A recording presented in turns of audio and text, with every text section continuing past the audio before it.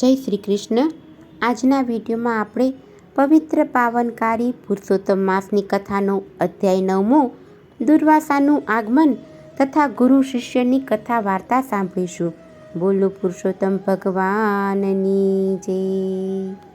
આપણા હિન્દુ ધર્મમાં જ્યોતિષ અને પંચાંગની દ્રષ્ટિએ સૂર્ય સંક્રાંતિ ન હોવાના કારણે આ પુરુષોત્તમ માસમાં કોઈ શુભ કાર્યો થતા નથી. તેને વર્જિત ગણવામાં આવે છે, પરંતુ આધ્યાત્મિક દ્રષ્ટિએ તે અનંત ગણું ફળ આપનારો છે.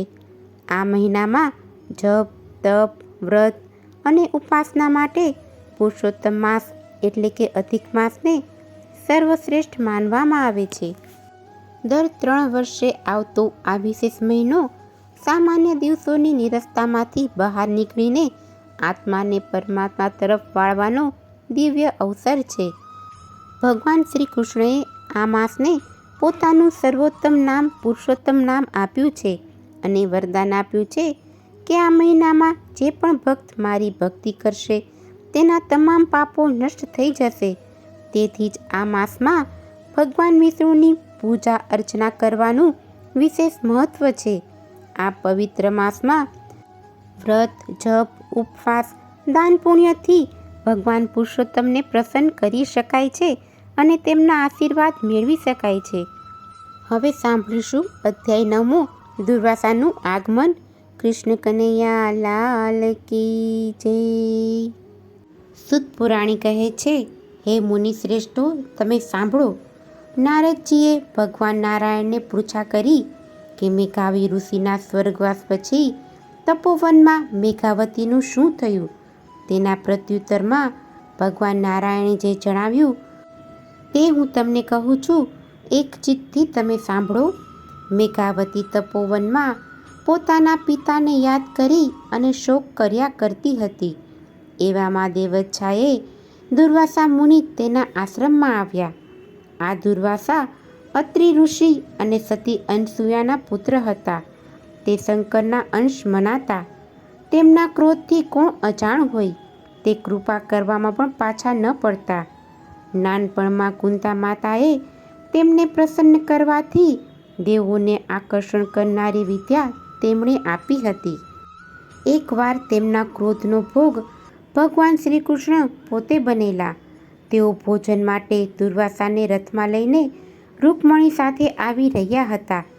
તે વખતે રૂકમણીને સખત તરસ લાગતા ભગવાન શ્રી કૃષ્ણએ પગના આગના ભાગથી જમીન દબાવી પાતાળ ગંગાને આમંત્રણ કરી રૂકમણીની તરસ છીપાવી હતી.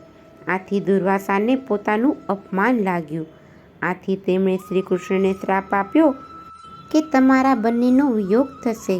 આવા દુર્વાસા મુનિ મેઘાવતીને આશ્રમે પધારતા તેણે દંડવટ કરી પ્રણામ કર્યા, યોગ્ય સન્માન આપ્યું.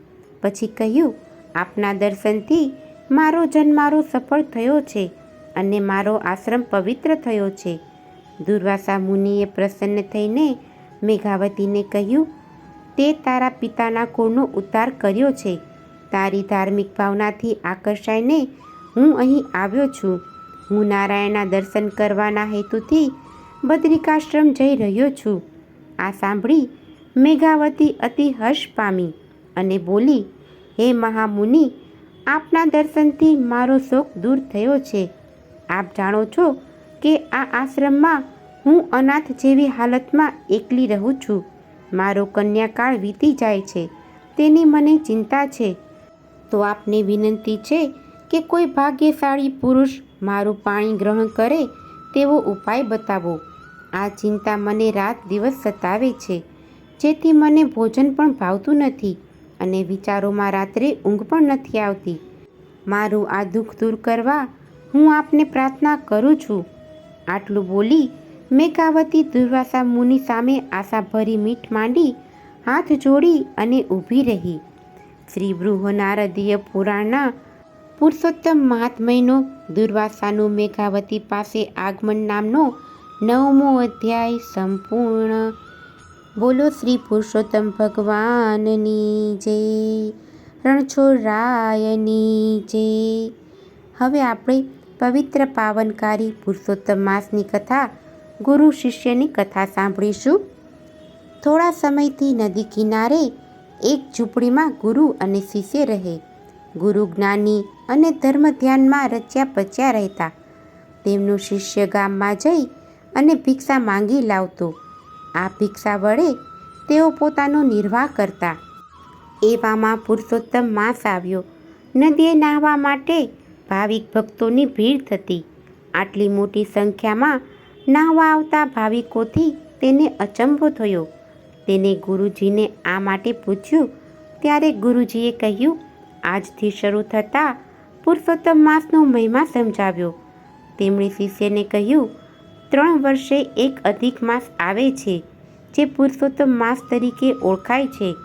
આ માસમાં જે નર નારી વ્રત કરીને સવારે નદીએ સ્નાન કરે, કાંઠા ગોરમાનું પૂજન કરે, પુરુષોત્તમ માસના પાવન પ્રસંગોની કથા વાર્તા સાંભળે, યથાશક્તિ દાન પુણ્ય કરે, પુરુષોત્તમ ભગવાનની પૂજા અને ભક્તિ કરી ઉપવાસ એકટાણા કરે, ધારણા પારણા કરે, તો પુરુષોત્તમ ભગવાન વ્રત કરનારથી સંતુષ્ટ થઈ તેના મનોરથ પૂર્ણ કરે છે. ત્યારે શિષ્ય કહે, હે ગુરુદેવ, તમે કહ્યા મુજબ કોઈ પુરુષોત્તમ માસનું વ્રત કરી તમે બતાવેલા નીતિ નિયમો પાળે તો ભગવાન સંતુષ્ટ થઈ શું આપે? ત્યારે ગુરુ કહે, જે કોઈ પોતાના વ્રત વડે પુરુષોત્તમ ભગવાનને સંતુષ્ટ અને પ્રસન્ન કરે છે એને સુખ સમૃદ્ધિ મળે, તેના કષ્ટો દૂર થાય.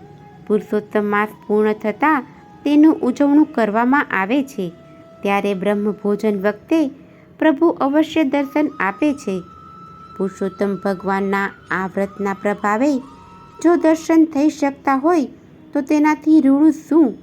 તેણે તો તે સમયથી વ્રત કરવાનો સંકલ્પ કરી વ્રત ચાલુ કરી દીધું.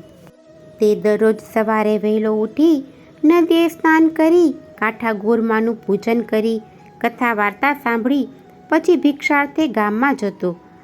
તેમાંથી પોતાના ભાગે આવતું અન્ન તે ભિખારીઓને આપી દેતો. ફળાહાર કે પાણી વડે તે ઉપવાસ ખેંચી કાઢતો. આમ કરતાં કરતાં પુરુષોત્તમ માસ પૂરો થયો. તેને ભગવાનના દર્શનની તાલાવેલી લાગી. તેણે ઉજવણામાં 11 બ્રાહ્મણોને જમવા બોલાવ્યા. તેની પાસે થોડીક પૂંજી હતી. તેનાથી તે ગામમાંથી સીધું સામાન લઈ આવ્યો. રસોઈ તૈયાર થઈ ગઈ હતી. તેની ઝૂંપડીએ બ્રાહ્મણો આવવા શરૂ થયા હતા. તે ઝૂંપડી બહાર ભગવાન હમણાં આવશે અને મને દર્શન દેશે એ આશાએ ઊભો હતો. અવારનવાર બ્રાહ્મણો ગુરુજી પાસે બેસી જ્ઞાન ગોષ્ઠી કરી રહ્યા હતા. આ જ સમયે એક ભિખારી ત્યાં આવ્યો. તેનું શરીર કૃશ હતું. મેલા ઘેલા વસ્ત્રો પહેર્યા હતા. ચિથરા જેવા વાળ હતા. તેના મોં ઉપર માખીઓ બણબણતી હતી. તેનો દીદાર એવો હતો કે તેને જોઈને કોઈને પણ સૂગ ચડે. તે ભિખારી શિષ્ય પાસે જઈ અને કહેવા લાગ્યો, હું 4 દિવસનો ભૂખ્યો છું. મને ચાલવાના પણ હોશ નથી. મને કંઈક ખાવાનું આપો જેથી મારી ભૂખ સંતોષાય. શિષ્ય ભગવાનના દર્શનની ઉત્સુકતામાં એટલો બધો રથ હતો કે ભિખારીએ દર્શાવેલા બીના તરફ તેણે પણ લક્ષ્ય આપ્યું નહીં.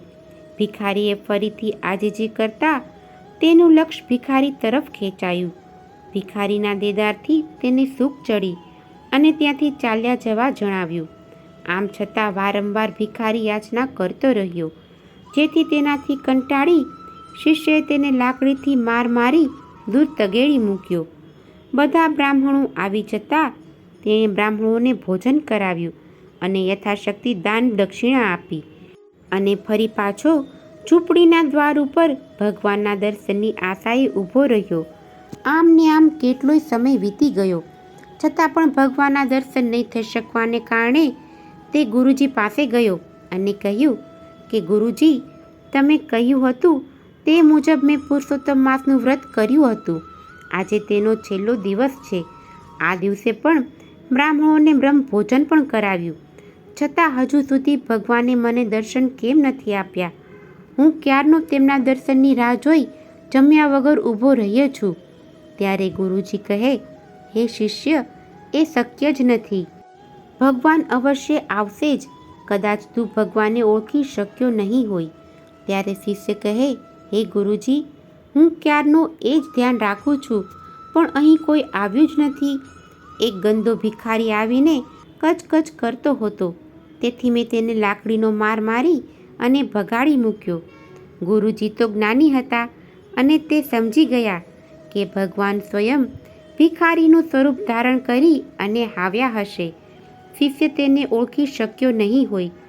ગુરુજીએ તરત જ સમાધિ લગાવી અને જોયું તો તેમને ખાતરી થઈ ગઈ કે સ્વયં પુરુષોત્તમ ભગવાન પોતે જ ભિખારી સ્વરૂપે અહીં આવ્યા હતા. ત્યારે ગુરુજી બોલ્યા કે હે શિષ્ય, ભિખારીના રૂપમાં ભગવાન સ્વયં આવ્યા હતા. તારું એટલું પુણ્ય કાચું કે તું આવેલી તકનો લાભ ન લઈ શક્યો અને ભગવાનને ઓળખી ન શક્યો. શિષ્ય બોલ્યો કે હે ગુરુદેવ, હું મૂર્ખ નથી કે ભગવાનને માર મારું. મેં તો ભગવાનની પૂજા કરવા માટે બધી જ તૈયારી કરી રાખી છે, પણ ભગવાન આવ્યા જ નથી. શિષ્યને ગળે આ વાત ઉતરતી જ ન હતી. ત્યારે શિષ્યને ખાતરી કરાવવા ગુરુજીએ દિન ભાવે અને શ્રદ્ધાથી પ્રાર્થના કરી કે હે પુરુષોત્તમ ભગવાન, તમે ભિખારીના સ્વરૂપે આવી આ શિષ્યને ખરા સ્વરૂપના દર્શન કરાવ્યા વિના જતા રહ્યા. તેનાથી તેની શ્રદ્ધા તૂટી જશે. તેના બધા અપરાધો ક્ષમા કરી તેને દર્શન આપો. હે કૃપાનાથ, તેને દર્શન આપો. ગુરુજીની પ્રાર્થનાથી તરત જ પુરુષોત્તમ ભગવાન પ્રગટ થયા અને તેમના તેજનો પાર નહોતો. અનુપમ રૂપ હતું, છતાં તેના શરીર ઉપર લાકડીની મારના સોળ ઉઠેલા હતા. ભગવાનના શરીર ઉપર લાકડીના સોળ જોઈને શિષ્ય તરત જ તેમના ચરણોમાં ઢળી પડ્યો અને પોતાની થયેલી ભૂલ બદલ વારંવાર માફી માંગવા લાગ્યો. ત્યારે ભગવાન બોલ્યા કે હે મૂર્ખ શિષ્ય, મારા સ્વરૂપ અનેક છે. હું ક્યારે કયા સ્વરૂપે પ્રગટ થાઉં એ કોઈ જાણી શકતું નથી. એથી જે જીવ ઉપર દયા રાખે એ જ મને પામી શકે છે. માટે આજથી જ કોઈ પણ ભિક્ષુક તારા આંગણે આવે તો તેને આદર સાથે ભોજન કરાવજે. તેને ધૂતકારી કાઢીશ નહીં. આટલું કહી અને ભગવાન તો અંદર ધ્યાન થઈ ગયા. આમ દરેક જીવ ઉપર દયાભાવ રાખી તેમને ભોજન મળે, તેમનું કલ્યાણ થાય અને દરેકનો આધાર છે પુરુષોત્તમ ભગવાન. એવો જ મહિમા છે આ પુરુષોત્તમ માસનો. બોલો પુરુષોત્તમ ભગવાનની જય, રણછોડરાયની જય. જો તમને આજની આ કથા પસંદ આવી હોય તો એક લાઈક આપી ચેનલને સબસ્ક્રાઈબ કરો. આજની આ કથા સાંભળવા બદલ આપનો ખૂબ ખૂબ આભાર. જય શ્રી કૃષ્ણ.